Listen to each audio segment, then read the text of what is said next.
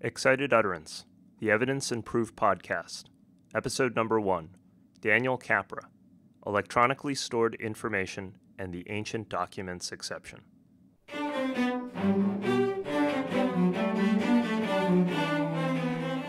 Welcome to Excited Utterance. I'm your host, Ed Cheng from Vanderbilt Law School. Excited Utterance is your podcast for cutting-edge scholarship and developments in the world of evidence. Our goal is to bring a virtual workshop to you every week throughout the academic year. This week, our guest is Dan Capra. Dan is the Reed Professor of Law at Fordham Law School and has served as a reporter to the Judicial Conference Advisory Committee on Evidence Rules since 1996. He has made scholarly contributions throughout the field of evidence, as well as in areas of procedure and professional responsibility. Dan's article is entitled Electronically Stored Information and the Ancient Documents Exception to the Hearsay Rule. It was recently published in the Yale Journal of Law and Technology, and as its name implies, it covers the Ancient Documents Exception, the subject of a recently proposed rule change to the Federal Rules of Evidence. In the article, Dan covers the history of the Ancient Documents Exception, the threat of abuse posed by electronically stored information, or as he abbreviates it, ESI, the proposed rule change, and possible alternatives. Dan, thanks for agreeing to come on Excited Utterance. It's great to have you. Thanks, Ed. Good to be here, and thanks for inviting me. So before we begin our discussion of your article, which focuses on a particular rule, I wanted to ask you more about your time as reporter on the advisory committee. How has serving on the committee changed your view of the rules of evidence, and in particular your view of the ancient documents rule? So I celebrated my 20th year as the reporter to the advisory committee this year, and it's been an incredible learning experience to figure out how rules get drafted. The predominant goal is not intellectual, it's not academic, it's what's workable, and a lot of times that is a conflict in terms of something that might be theoretically not pure, needs to be implemented in order to get something done. So there's a number of amendments in the past that if one were writing them from a clean slate, they would have been written completely differently, but you have to deal with constituencies like the Justice Department, the courts, administrability, jury understanding, and the like, which basically requires a series of compromises. So it's the old idea that you never want to eat the bread that you see get made. It's not perfect, but it's a wonderful process with a lot of brilliant people in it, and I guess I would say it's given me an overview of how the rules are to operate most effectively. That's been pretty unique, I'd have to say. And in terms of the ancient documents exception, that definitely became a learning experience, as I guess we'll talk about throughout today, in terms of, what is theoretically correct and what is practically doable. So we can talk about that as we go. Okay, so let's talk a little bit about that. Your article raises some questions about the ancient documents exception. What exactly are the problems with the exception? The problem that I saw was that the ancient documents exception, 803.16 of the Federal Rules of Evidence, that's one rule. There is a different rule, that is the authenticity rule. So what the original advisory committee did was essentially equate authenticity, that is to say it's 20 years old, it's in a place where you would think it would be, that means it's authentic, or can be authenticated in any other way, and the idea that statements in the documents would be admissible for their truth. But there's no justification simply because a document is authentic for it to be admissible under a hearsay exception. I mean, if that were true, you'd only have Rule 901 of the Federal Rules of Evidence. You wouldn't have any hearsay exceptions at all. So why is this rule one which should equate authenticity with admissibility under the hearsay exception when no other hearsay exception is based on that? Now, the advisory committee, the original advisory committee said, well, because it's 20 years old, it probably lacks any litigation motivation. But if you think that through, that's really probably not true in a number of cases, because a party preparing a document at a particular time might be preparing it for a litigation motive not specific to one litigation, but to many litigations in the future. Or, because of the rules of relevance and Rule 404B and the like, maybe preparing a document without a litigation motive, but with no guarantees of reliability whatsoever, and yet it can be relevant way, way down the line. This problem was acceptable, though, as just a theoretical problem, but because of the rise of electronically stored information, various constituents in the Judicial Conference thought that it would be useful to consider that the possibility that the ancient documents exception should be visited in terms of whether it should be amended, abrogated, or whatever, as we'll talk about. But the ESI problem is the motivating factor. Give me a sense of how big the ESI problem, the electronically stored information problem, is. So if you continue to have the ancient documents exception, and you have this growth of electronically stored information. What's the parade of horribles here? Okay, so the parade of horribles is that electronically stored documents can be stored virtually without cost. You could set up your email account to have archiving at a very limited expense. And I actually know people who have emails from 1995, 1996 sitting in their archive that can be retrieved with a click of a button. So because there is no substantial cost for storage, and because, obviously, we all know there's been an explosion of information on the internet, all web pages, books that have been, and articles that have been electronically stored now, the possibility is that a lot of that is not going to be reliable because it was just made in just the ordinary course of life, like other statements that are made that are potentially unreliable, yet easily retrievable and admissible automatically for the truth of an asserted statement simply because it's been stored for more than 20 years. I guess one could argue, and it has been argued in the advisory committee, that with respect to hard copy, if it's been around for 20 years, there's probably some importance to it. But if it's stored in a server for 20 years, that doesn't mean it's important at all. Is the concern then the theoretical piece that you started with, that it was improperly linked to the authenticity rules, or is the concern about this changed circumstance that you have the electronically stored information? That's a good question. As it went through the advisory committee, I write the memos that the advisory committee considers on this rule. And I started off with, as I do in the Yale technology piece, talking about the fact that the exception is theoretically unsound, but that it's a livable exception if it were infrequently used to old hard copy cases. And if you look through reported decisions, it hasn't been used very often, but we have to worry about ESI. But the advisory committee, when they considered my report, as what Judge Sutton, who's the chair of the standing committee, said is, I was just too successful by half. That is to say, I convinced them that the exception was a bad one. So it went beyond an ESI concern. The committee, I remember the meeting, the committee basically said, if the exception is wrong, the exception is wrong, and we should get rid of the exception. That was the initial proposal that was proposed for public comment last August. Do you think that there's been something of a change in philosophy on the committee? So this seems very proactive on the part of the committee to say, either from a theoretical standpoint, you know, this is not a very good rule, we should change it, or, well, we're worried about problems in the future and we're not going to wait for common law or judges to create exceptions or judges to balk at the exception. We're going to get ahead of the curve. Right. So if you don't change the rule, there's nothing for a court to do. A court cannot do anything with this. They can't say, I'm not going to apply it. I mean, it applies. And there are a number of situations in which courts sought to exclude unreliable ancient documents and were reversed by the appellate court, finding that they have no discretion to exclude them. Once they're generated and they're over 20 years old and they're an authentic document, the court's hands are tied. So if you consider, well, maybe courts will reject it, that's just not possible. I mean, even the Supreme Court couldn't reject Rule 803.16 in a case. So the only way it can be done is through some kind of rulemaking or direct action by Congress. So basically what you've got here is, this is a deal we made when we made the federal rules, which is that we do now have to be proactive about the rules. Well, about that particular rule, you do. If there's some issue about a rule that could be interpreted one way or another, then it's off the case that you'll wait for court development. This is just going to be there and it can't be changed. I think that added to the sense of urgency is somewhat the wrong word when it comes to the rulemaking process, but that added to the committee's resolve to get rid of the exception. Let's get into a few more specifics about your proposal. So let's concede the point about reliability. Ancient documents, at least in the electronic context, are not all that reliable. One counter-argument is to suggest that the ancient documents exception is really about necessity. So in other words, when you have documents of a certain age, whether they're electronic or otherwise, it's highly unlikely that you have better live witnesses, and therefore we should just allow this kind of hearsay evidence in. Why is that not enough to satisfy the exception? And here I'm not saying, well, as a matter of hearsay theory and necessity and reliability, but just as a practical matter.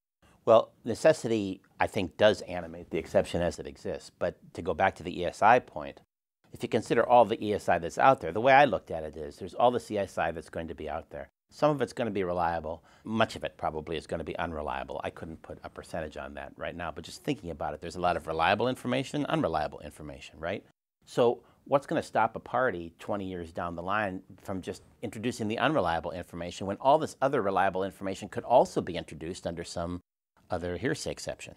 And so my proposal, and the one that I actually personally did favor in the Yale piece, is to impose a specific necessity exception, one that you get from the residual exception. So you'd have to show that it's more probative than any other evidence reasonably available. And my thought there was that would take care of the ESI problem. It would leave the rule for situations like exist today, where the only document to prove something about asbestos is this document sitting in a file somewhere. That was the idea. Let's do some armchair psychology for a minute. This is very dangerous among evidence people. Is there any reason why we need to have the rules or the judge screen the more reliable ESI from the less reliable ESI, which is effectively what this is doing? Can't the jury understand that the electronic version of the National Enquirer, as I think you do use as an example, the National Enquirer is not as reliable as the electronic version of the New York Times? I wonder how to answer this question in light of, just for example, the political climate these days. Right? If you consider jurors, take 12 jurors from people like in England on the Brexit thing, where they get all this information and they can't sort through the information, and then they make the wrong decision and they want to do it over again. Can we really rely on just ordinary people these days to take the wheat from the chaff and to figure it out? I'm a traditionalist. There are many, Roger Park, Richard Friedman, who will say, well, we'll just let the jury decide. This is all unnecessary formalism. I think if you talk to judges, they don't think that way. They definitely do not think that way, and certainly nobody in the rulemaking process thinks that way. So I guess that would be my answer. I would leave it at that. A healthy suspicion of what juries would do with the hearsay issue. And if you go into these long balancing things about, well, you balance it based on whether a particular juror could understand this or not, then you're back to 72-factor test that can't be applied predictably. And what we want to do is have something predictable. There's one other issue about the specifics of ESI I wanted to talk to you about. You talk about how, given that it's very inexpensive to store all of this information, we're going to have more reliable and less reliable material out there. And this is the whole point. We're trying to separate wheat from chaff. The article, though, does acknowledge the somewhat Orwellian-sounding document retention policy. A lot of the really good stuff is going to be deleted, no matter what the ancient document rule says. What do we expect the landscape, and here I'm not even talking about rules per se, I'm just talking about from a practical sense, what kind of evidence do you see being predominant in future litigation? We're going to have a lot of electronic stuff.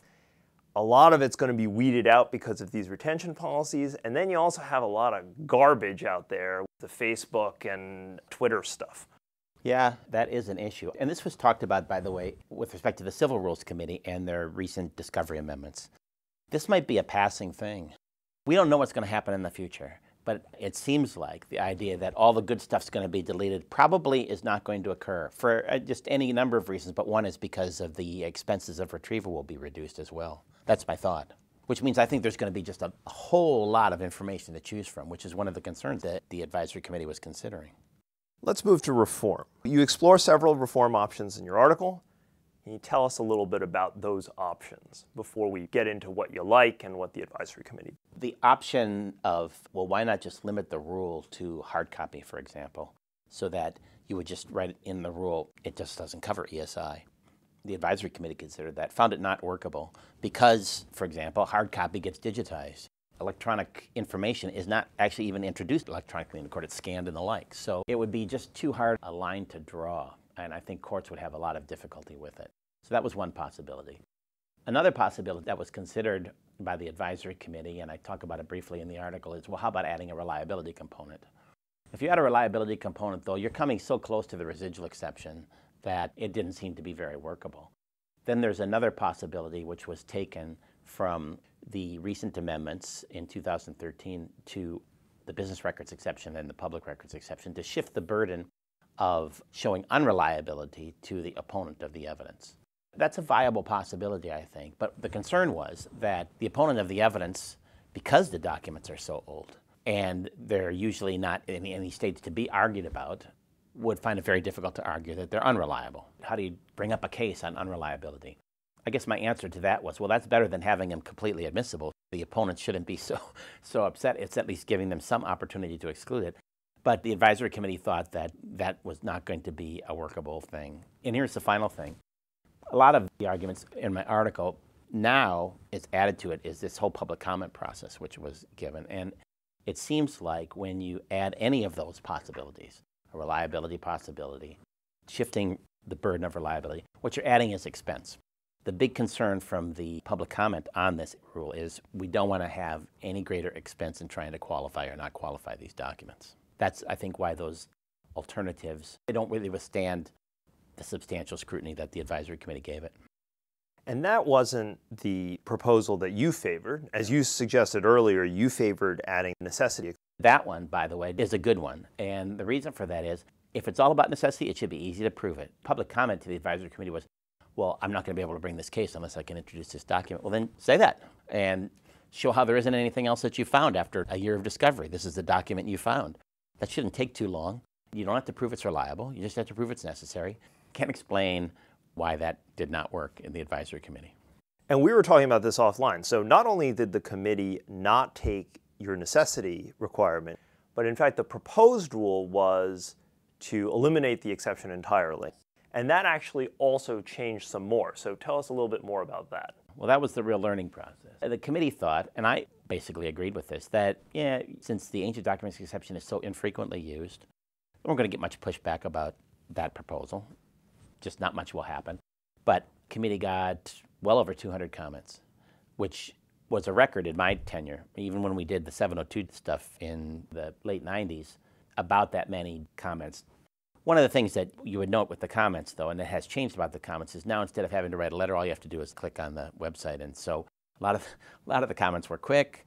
A lot of the comments were exactly the same as somebody else's comments, but they were serious comments and very emotional. And it turns out that the ancient documents exception is used with some frequency that you wouldn't see from just looking at the reported decisions. And in retrospect, this is my failing, because why would it be found in a purported decision? There's nothing to object about. Nobody would write an opinion about an ancient documents exception, because if it's 20 years old, it's automatically admissible. So who would write an opinion saying, well, I question the ancient documents exception or something like that, right? Anyway, there were a number of, kind of, as you might surmise, categories of litigation in which ancient documents exception, at least according to the public comment, were critical. Latent diseases cases, let's see, environmental cases, quiet title actions, insurance actions, and the cases in which children were abused by clergy, cases brought against the church. Those were the ones that came up most often. Interestingly enough, as to that latter action, the plaintiffs said, we need the ancient documents exception, and the defendants said, we need the ancient documents exception. The reason they needed it is because they had to find the insurance policy that covered the action, and they couldn't find the insurance policy, and so on and so forth. So I figured if we have upset both sides of that litigation, there's something to reconsider. 8 United States senators sent a letter in saying that what this ends up doing is making cases unprovable that are federal causes of action, and this is a substantive action, and so on and so forth. So it was really quite a dramatic response, I have to say. But all of the cases that they were talking about were from the 60s, from the 70s, from the 80s, and they found this document laying in an old file. That brought the committee back at substantial discussion to the ESI part of it. Then the question was, well, what to do about that? Because maybe they're right, they need that exception for their cases, but how are we going to deal with the ESI going forward? And one of the problems of rulemaking in electronic areas is the rulemaking process takes 3 years. If you hold off for a year, that's a bunch of electronic documents that are going to get in, and to try and keep up with the times, you have to kind of be ahead of the times. So the committee, I guess you would say, compromised, and going back to the ESI part of it, changed the proposal to essentially grandfather the old cases. So now, under the proposal that is now going to the Judicial Conference in September and then to the Supreme Court, the ancient documents exception essentially stops applicability for any document after 1998. Anything before 1998, admissible under the ancient documents exception if it's authenticated. Anything after 1998 can't be admitted under the ancient documents exception. And then you have to think about, what about a document that was created before 1998 and then altered after 1998, and there's something in the advisory committee note to deal with that. The alteration would not be covered. The initial entry would be covered. This all sounds like a reasonable compromise given the concerns that were raised. Of course, there's no one speaking up for future cases involving latent diseases or whatever other kinds of scandals we might have. Those are the very cases in which there's going to be a lot of electronic data.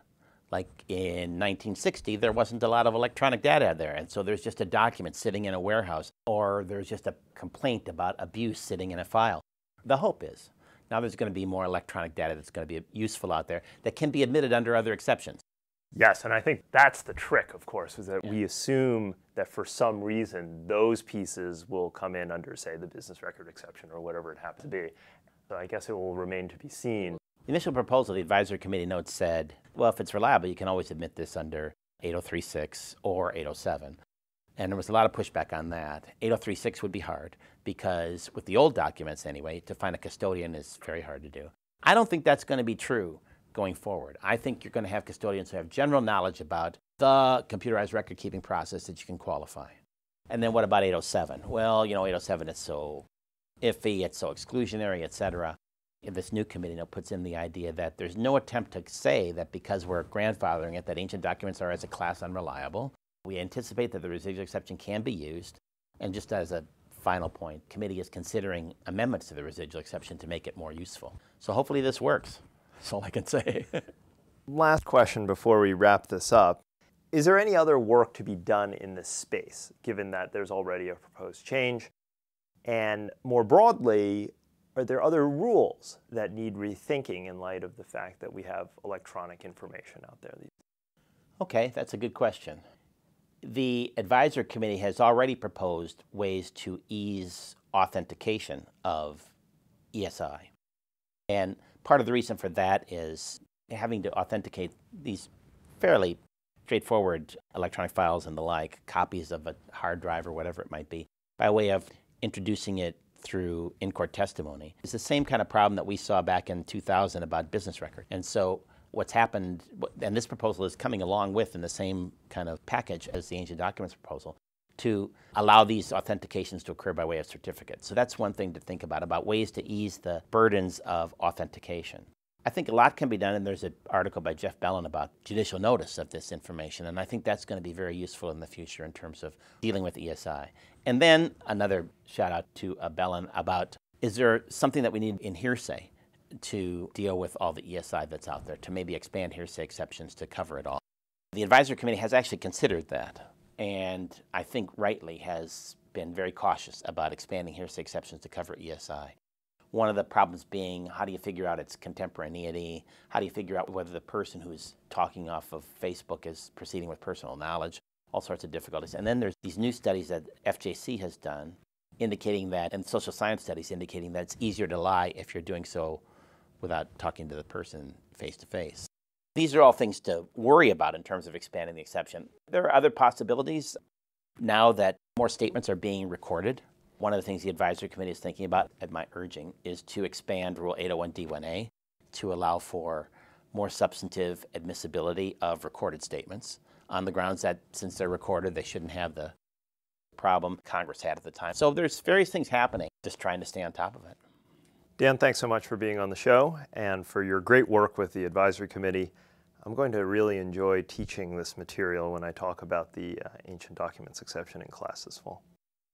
I would just like to say, Ed, thank you very much. And anybody who has any kind of idea that they have to amend the rules or think that there's a problem, please email me or send it to me. I always write them up. We always send them to the committee. I just got one from Roger Park a couple months ago. I got one from Ron Carlson. So please do. It's very useful to have that kind of input. One of the most appealing aspects of Dan's work is that it provides that elusive but powerful blend of theory and practice. As we discussed, for him, the ancient documents exception not only is theoretically unsound, but also poses a significant threat to adjudication in practice because of the prevalence of electronically stored information. By constructing strong arguments on the theoretical and practical levels, Dan was able to get traction among members of the advisory committee and thus institute meaningful change. As my question suggested, I remain skeptical about whether the advisory committee has chosen the best path. Dan's original proposal of instituting a necessity requirement seems far more closely tailored to the strengths and weaknesses of the ancient documents exception than the rather clunky abolition plus grandfathering that characterizes the currently proposed rule. To me, the abolition is overbroad in sealing off old documents when we need them. At the same time, the grandfathering, while understandable, seems driven by special interest, unnecessarily privileging only existing litigation interests. We will just have to see what happens as things evolve. That does it for this week's episode of Excited Utterance.